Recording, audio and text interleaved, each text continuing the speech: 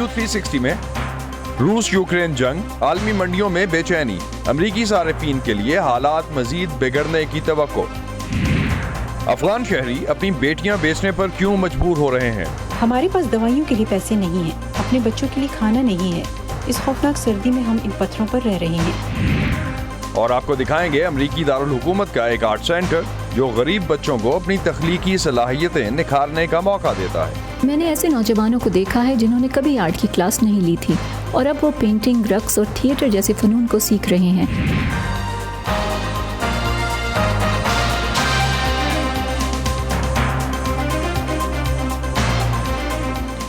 Voice of America के Washington studios में आप सबको खुशामदीद। आप देख रहे हैं प्रोग्राम व्यू 360 और मैं हूं असदुल्लाह खालिद।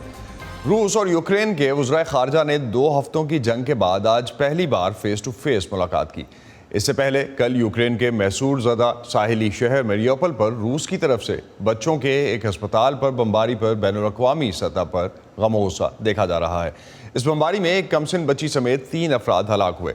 अमरीकी हुकूमत ने रूस की मुबैना एयर स्ट्राइक में मैटरनिटी सेंटर के तबाह होने और जानी नुकसान की शदीद मज़म्मत की है। यूक्रेन के सदर व्लादिमीर ज़ेलेंस्की ने इस हमले के बाद एक बार फिर नेटो से यूक्रेन में नो फ्लाई जोन के ऐलान और उसके नफाज का मुतालबा किया है।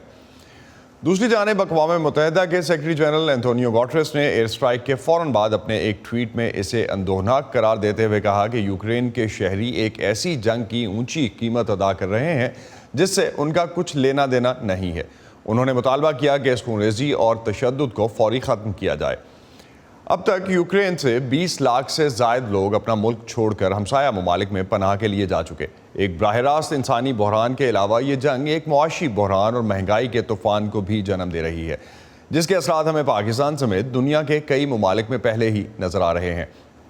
आलमी मार्केट में तेल और दीगर अजनास की कीमतों में इजाफा हो रहा है। अमेरिका में भी पेट्रोल की कीमतें मुसलसल बढ़ रही हैं। 2 दिन पहले सदर बाइडन की जानिब से रूस से तेल की दरामदात पर पाबंदी लगाने के ऐलान के बाद तेल की कीमतों में इजाफा हुआ। बाइडन इंतजामिया की जानिब से रूसी तेल की दरामद पर पाबंदी के बाद खदशा है कि अमरीकी सारिफीन की जेब पर बोझ मजीद बढ़ेगा। इरम अब्बासी ने वाशिंगटन DC के एक पेट्रोल पंप पर चंद अमरीकी सारिफीन से बात की। आइए देखते हैं उनका क्या कहना है।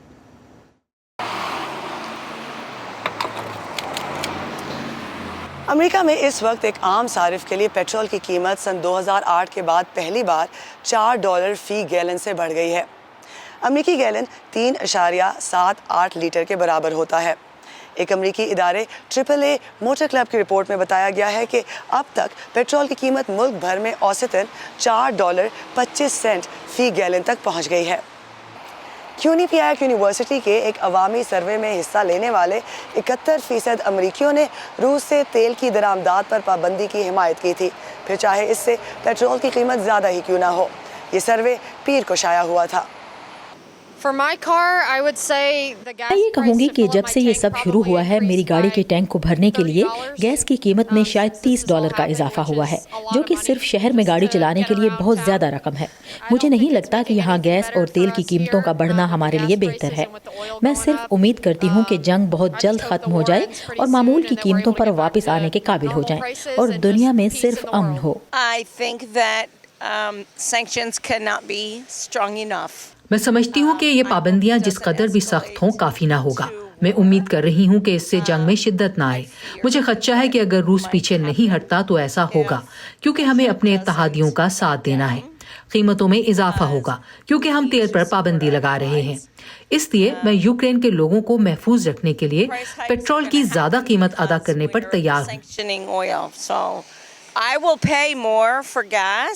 मैं इस बारे में मायूस हूँ, लेकिन मैं इसकी मुमकिना किल्लत से ज़्यादा खौफजदा हूँ। आप जानते हैं गैस की कीमतें ज़्यादा हो गईं, लेकिन मुझे नहीं लगता कि लोगों को ये एहसास है कि अगर हम मुख्तलिफ इलाकों से सोर्स कर रहे हैं तो आप इस मसले में मुब्तला हो सकते हैं।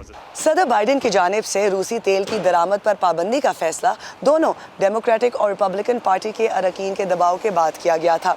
इसी फैसले के साथ सदर बाइडन ने अमेरिका के तेल के स्ट्रेटेजिक रिजर्वायर से 3 करोड़ बैरल तेल इस्तेमाल करने की इजाज़त दे दी थी। अमेरिकी ओहदेदार वेनेजुएला और सऊदी हुकाम से मिल रहे हैं ताकि रूसी तेल की कमी को पूरा किया जा सके।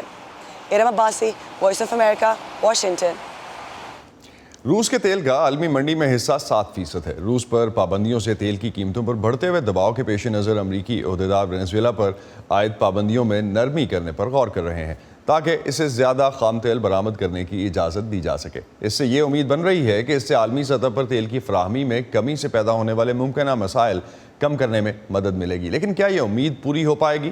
ماہر معاشیات ڈاکٹر زبیر اقبال ہمارے ساتھ اس وقت موجود ہیں۔ ڈاکٹر زبیر، امریکہ اپنی توانائی کی ضروریات کا صرف 8% روسی تیل سے پورا کرتا ہے۔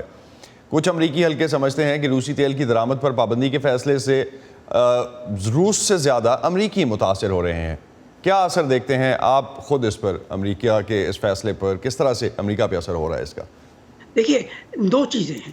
ایک تو یہ کہ اب جہاں تک روس کا تعلق ہے، روس کی جو کنٹریبیوشن ہے امپورٹس میں، امریکی امپورٹس میں، وہ اتنی زیادہ نہیں جس کی وجہ سے بڑے سیریس قسم کے اثرات پیدا ہو سکیں۔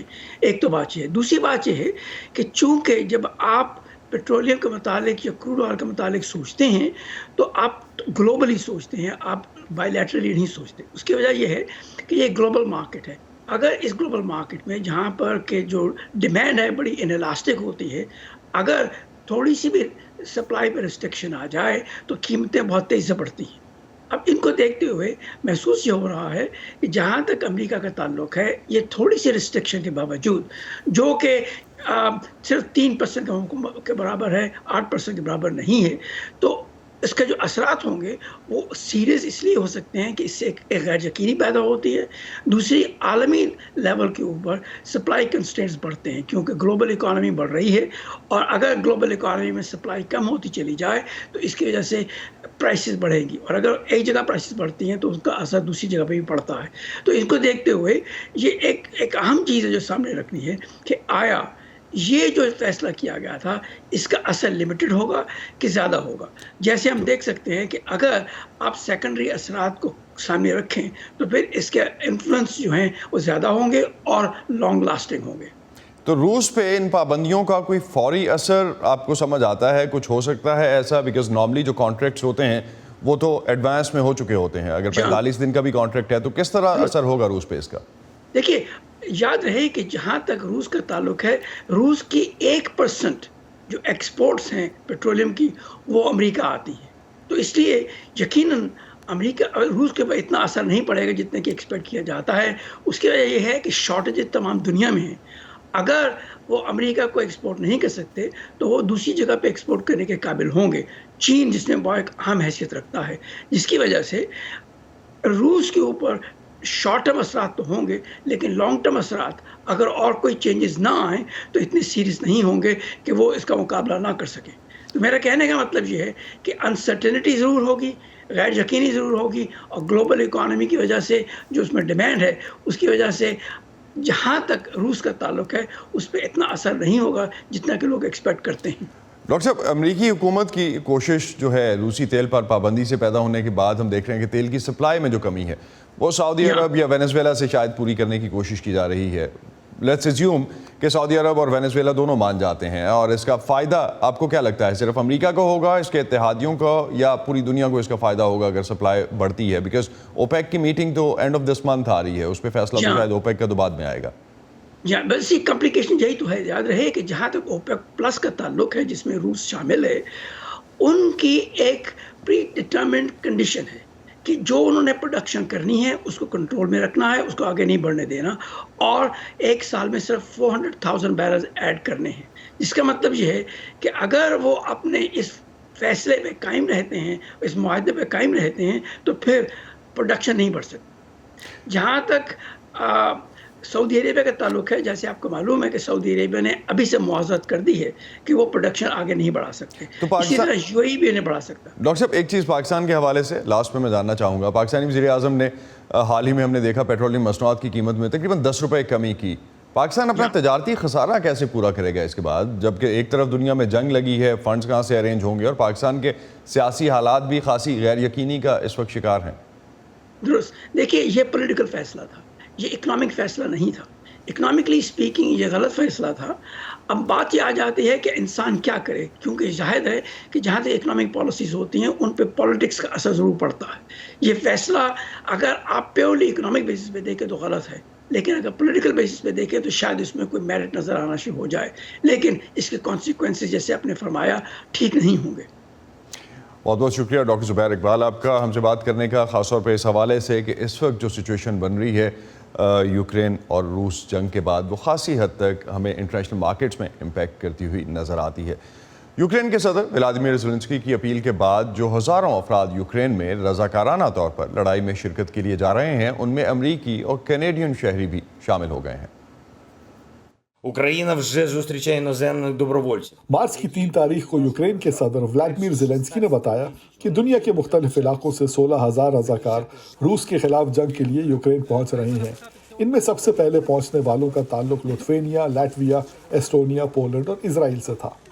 برطانوی میڈیا کی رپورٹس کے مطابق برطانیہ سے تقریباً 150 افراد یوکرین کی فوج میں شامل ہوئے ہیں، اور جارجیا، کروشیا، فرانس اور دوسرے ملکوں سے بھی لوگ روس کے خلاف جنگ میں شریک ہو رہے ہیں۔ امریکہ اور کینیڈا کے چند رضاکاروں کا کہنا ہے کہ انہیں مایوسی ہے کہ ان کے ملک یوکرین کی مدد کے لیے اپنی فوجیں نہیں بھیج رہے۔ انہوں نے یوکرین کو تنہا چھوڑ دیا ہے۔ پچھلے چند دنوں سے میں انتہائی کوشش کر رہا ہوں کہ ایسے رضاکاروں کو تفصیلی معلومات فراہم کی جائے جو یوکرین جا کر لڑنا یا امدادی کام کرنا چاہتے ہیں۔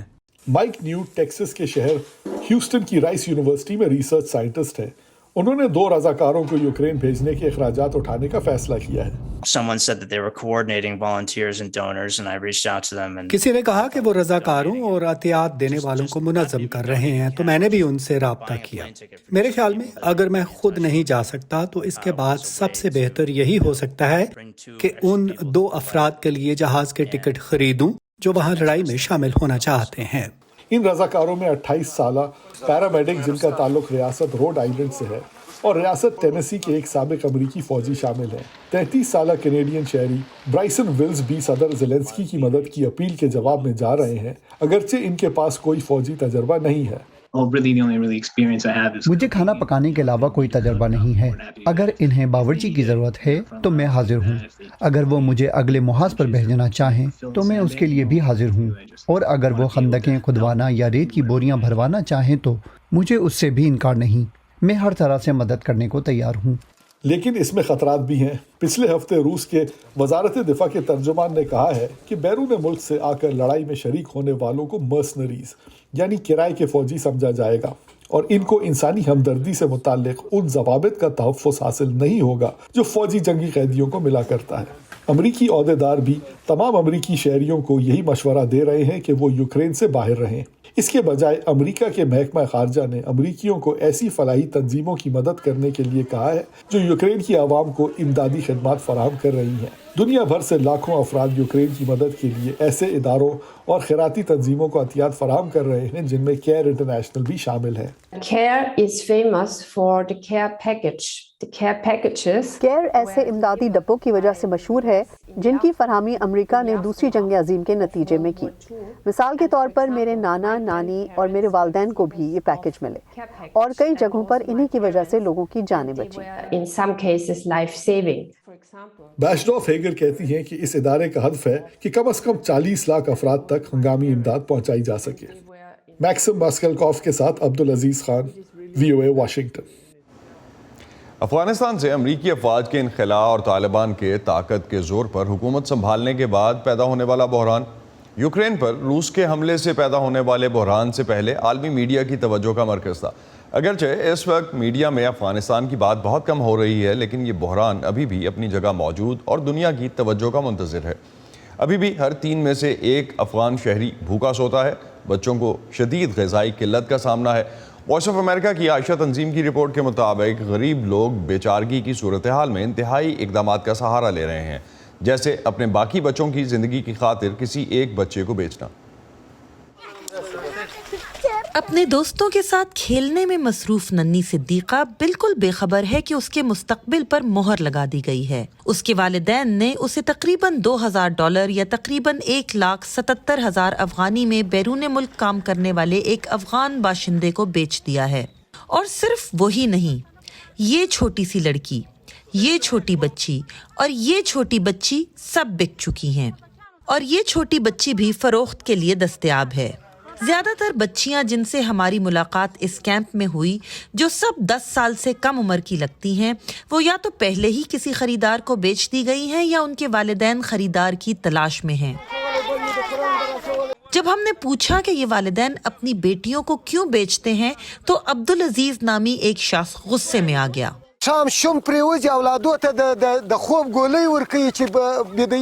ہم اپنے بچوں کو نیند کی گولیاں دیتے ہیں کیونکہ وہ روتے ہیں اور کھانا مانگتے ہیں۔ کبھی ہماری بھی کوئی زندگی تھی، ہم امیر تھے، پھر خشک سالی آئی، جنگ میں ہمارے جوان مر گئے، ہم صوبہ فاریاب سے فرار ہو کر ہرات آئے، نئی حکومت آئے، خدا جانتا ہے گندم کی ایک بوری کی قیمت 2500 افغانی تک پہنچ گئی ہے، ہم اسے کیسے خریدیں؟ ہم 3 سال سے ایسے ہی زندگی گزار رہے ہیں۔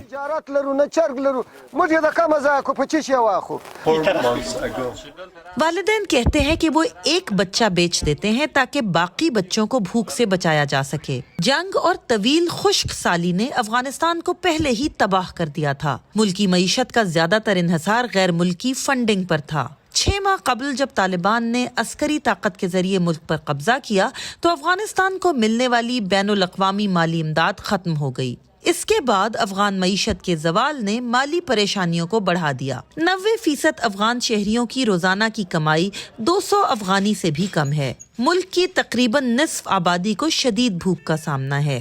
10 لاکھ بچوں کو شدید غذائی قلت کا سامنا ہے۔ یہ مایوس کن صورتحال شیرینا کو غصہ دلاتی ہے۔ وہ کچرے کی بوری فرش پر پھینکتی ہے اور چیخنا شروع کر دیتی ہے۔ ہمارے پاس دوائیوں کے لیے پیسے نہیں ہیں، اپنے بچوں کے لیے کھانا نہیں ہے، اس خوفناک سردی میں ہم ان پتھروں پر رہ رہے ہیں، گرم رکھنے کے لیے آگ تک نہیں ہے۔ میرا بیٹا ابھی یہ کچرا چن کر لایا ہے، اس سے ہم شاید 400 یا 800 افغانی کما سکیں، یہی ہماری قیمت ہے۔ صدیقہ کے والد کا کہنا ہے کہ بالغ ہونے پر ان کی بیٹی کی شادی خریدار کے بیٹے سے ہو جائے گی، لیکن وہ یہ تسلیم کرتے ہیں کہ ایک بار فروخت ہونے کے بعد خریدار ہی اس کی زندگی کو کنٹرول کرے گا، وہ اسے کسی اور کو بھی بیچ سکتا ہے۔ وہ ابھی چھوٹی ہے، وہ کچھ نہیں جانتی، اب وہ ان کی ہے، وہ اس کے ساتھ جیسا سلوک چاہے کر سکتے ہیں۔ ہم نے ایسا کیا کیونکہ اس کے سوا ہمارے پاس کوئی چارہ نہیں تھا۔ ہم نہیں جانتے کہ اس کے مستقبل میں کیا لکھا ہے۔ جب وہ ہم سے بات کر رہا تھا اس وقت بھی ہمارے آس پاس موجود لوگ ہماری بات کاٹنے لگے۔ وہ پوچھتے، ہمارے پاس کچھ نہیں ہے، ہم کیا کریں؟ پھر ایک عورت نے غصے اور مایوسی میں ہم سے کہا، ہم اپنے بچوں کو جانوروں کی طرح بیچ دیتے ہیں۔ عائشہ تنظیم، VOA نیوز، ہرات، افغانستان۔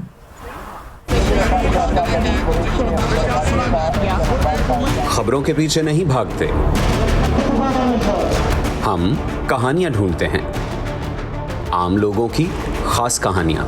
میں کوئی ان سے الگ مخلوق تو نہ تھی، تو کیوں نہ میں ایک ایسا کام کروں کہ جس میں مہارت حاصل کروں، اور وہ نیکی کیا ہو، جو چھوٹی چھوٹی کوششوں سے بدل رہے ہیں بے شمار زندگیاں۔ مجھے جب بھی ضرورت ہوئی مجھے انہوں نے ماشاءاللہ قرضہ دیا اور میرا کاروبار بہت اچھا چلا۔ لا رہے ہیں اپنے ارد گرد بڑی تبدیلیاں۔ اکثر جو یہاں بچے ہیں نا وہ بھیک مانگنے والے بچے ہیں، اور جب یہ بچے اسکول میں آئے تو بہت سارے بچے خوش ہو رہے تھے۔ آج وہیں اور یہاں بے ہچک اپنے پلانٹوں پر، مطلب اپنے گوٹ کے پلانٹ پر آتی ہیں، پانی بھرتی ہے۔ ہم جاتے ہیں خبروں سے آگے۔ میں ہوں نیلوفر مغل، سمن خان، سعدیہ زبران جھا، عمر فاروق، چترا ڈار، گیتی آرانی، مرتضیٰ زہری۔ View 360 میں آپ سب کو خوش آمدید۔ ہم ہیں وائس آف امریکہ۔ لاہور کا ٹکسالی دروازہ 1552 میں تعمیر کیا گیا۔ ماضی میں اس دروازے میں کئی نامور اور مشہور شخصیات رہائش پذیر رہیں، جن کے گھر اب بھی یہاں موجود ہیں۔ یہ دروازہ موسیقی اور رقص کی محفلوں کے لیے بھی بہت مشہور رہا۔ آج کل ٹکسالی دروازہ لوگوں کے لیے ایک اٹریکشن کی حیثیت کیوں رکھتا ہے، جانیں گے جلد View 360 میں ایک تفصیلی رپورٹ میں۔ آج اس کی ایک جھلک۔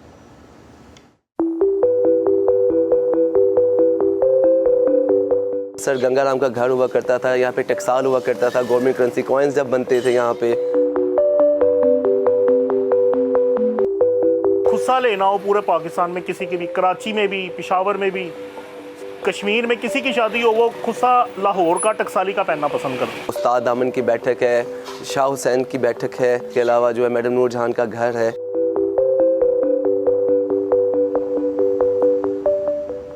فنون لطیفہ کا شوق ایک ایسا شوق جس کے اکثر پسماندہ خاندانوں کے بچے متحمل نہیں ہو سکتے.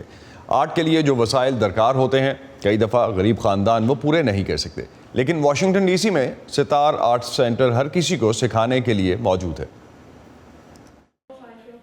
ان بچوں میں سے ہر ایک اپنا برش پکڑتا ہے، اپنے لیے رنگوں کا انتخاب کرتا ہے اور مل کر ایک بڑی پینٹنگ بنانے کے لیے کام کرتا ہے. پینٹنگ کی یہ کلاس واشنگٹن ڈی سی میں ستار آرٹ سینٹر میں ہونے والی سرگرمیوں کا حصہ ہے. 3 سال کی عمر کے بچوں سے لے کر 9 عمر بالغ افراد موسیقی کے مختلف آلات، رقص اور ڈیجیٹل آرٹس کی کلاسوں میں شامل ہوتے ہیں. میں نے ایسے نوجوانوں کو دیکھا ہے جنہوں نے کبھی آرٹ کی کلاس نہیں لی تھی اور اب وہ پینٹنگ، رقص اور تھیٹر جیسے فنون کو سیکھ رہے ہیں اور واقعتاً اس کے ہر پہلو کا تجربہ حاصل کر رہے ہیں. اور ایسے طالب علم بھی جو جانتے ہیں کہ انہیں تصویر کشی پسند ہے اور وہ در حقیقت اس فن میں گہرائی سے مہارت حاصل کر رہے ہیں. اور پھر کچھ اسٹوڈنٹس ہیں جو فنون لطیفہ کی تعلیم حاصل کر رہے ہیں یا اس تجربے سے بہتر طور پر بات چیت کرنے کا طریقہ سیکھ رہے ہیں. رونڈا بکلی نے سن 2000 میں یہ مرکز قائم کیا. ستار آرٹ سینٹر کا نام بکلی کی سرپرست پیٹریشیا ستار کے نام پر رکھا گیا، جو سماجی سرگرمیوں کی روح رواں ہیں، جنہوں نے سن 1970 کی دہائی سے فن کو اس شہر میں رہنے والوں کی زندگیوں کو بہتر بنانے کے لیے استعمال کیا ہے. واشنگٹن ڈی سی کے ایک متمول علاقے ایڈمز مورگن میں واقع ستار سینٹر کے تقریباً 80% طلبہ کا تعلق ایسے گھرانوں سے ہے جو اوسط سے بھی کم آمدن رکھتے ہیں. ہمارے پاس ایک سلائڈنگ اسکیل ہے تاکہ خاندان کے افراد کی تعداد اور ان کی آمدنی کی بنیاد پر فیس کی شرح مختلف ہو. اگر کوئی خاندان ادائیگی نہ کر سکے تو بھی ہم انہیں آنے دیتے ہیں. ہمارے پاس متبادل بھی موجود ہیں، جیسے فیس کی ادائیگی کے لیے وہ کمیونٹی سروس کریں.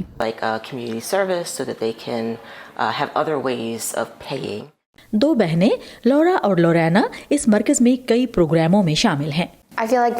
مجھے لگتا ہے کہ اداکاری نے میری بہت مدد کی، کیونکہ جب ہم اداکاری کرتے ہیں تو ہمیں آواز کے ساتھ بہت واضح ادائیگی کرنی ہوتی ہے. ہم بڑبڑانے کے انداز میں ایسا نہیں کر سکتے. اس سے مجھے اسکول میں اپنے میل جول کی صلاحیت کو بہتر بنانے میں مدد ملی. مجھے اسکول میں اپنے کام کو بہتر انداز میں پیش کرنے کی اہلیت ملی.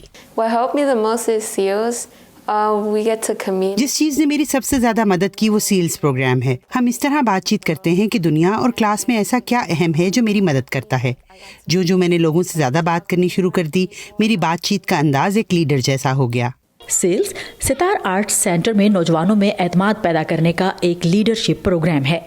ان کی ماں نورما سیلز میں حصہ لینے کے بعد اپنی بیٹیوں میں پیدا ہونے والے فرق کو دیکھ سکتی ہیں. اب وہ بیلے کی کلاس میں ہے اور بیلے اسے اچھا لگتا ہے کیونکہ وہ اس سے ڈسپلن سیکھتی ہے. انہیں مشق کرنی ہے، انہیں فارم بھرنے ہیں اور مجھے ان کاغذوں پر دستخط کرنے ہیں. اس سے یہ لگتا ہے کہ جیسے وہ واقعی کام کر رہی ہیں. یہ انہیں زیادہ ذمہ دار بناتا ہے. کورونا کی وبا کے دوران ستار آرٹ سینٹر کو روبرو کیے جانے والے پروگراموں میں زبردست کمی کرنا پڑی، لیکن اس صورتحال نے انہیں نئی آن لائن تفریحی کلاسز شروع کرنے کا موقع بھی دیا.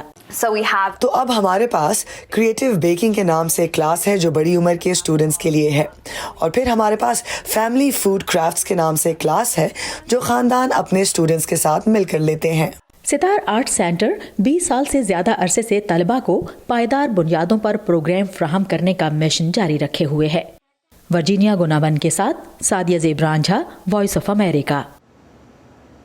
اسی پر ختم کرتے ہیں آج کا ویو 360. اسٹے سیف اور پاکستان اور خطے سمیت دنیا بھر کی اہم خبروں اور دلچسپ معلومات کے لیے آپ آ سکتے ہیں ہماری ویب سائٹ urduvoa.com پر. یہ سارا کانٹینٹ آپ کو ملے گا ہمارے سوشل میڈیا پلیٹ فارمز پر بھی. facebook.com/voa اردو، ٹویٹر اور انسٹاگرام پر ہمارا ہینڈل ہے @urduvoa. اب تک کے لیے اتنا ہی. اسد اللہ خالد کو اجازت دیجیے. خدا حافظ.